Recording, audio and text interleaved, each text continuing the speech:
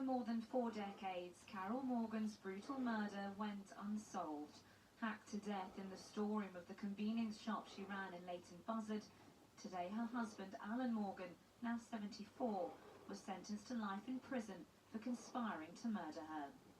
The law has now caught up with you, and you must pay due punishment for your part in this crime. In 1981, the police investigation involved the best forensics, but still no killer was found, and Alan Morgan had a concrete alibi. He'd taken Carol's 2 children, then 12 and 14, to the cinema, and that didn't stop local gossip saying he'd done it. What grounds do they think they've got for saying that?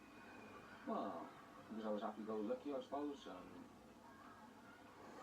I was a bit of a womaniser, but that's all. It's the only reason. How did they profit from it?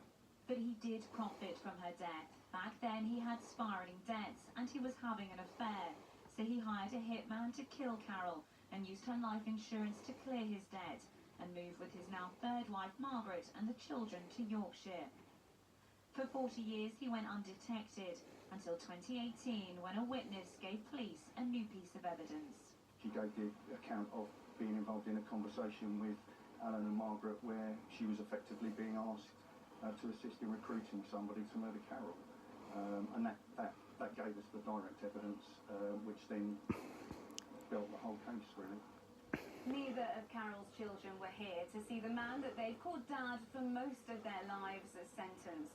But in a statement that was read out in court, Jane, Carol's daughter, described the last few years as an incredibly distressing and confusing period of her life, saying, "It has made me feel as if my life has been a lie, to think the people I trusted the most in the world could have been behind such a terrible betrayal."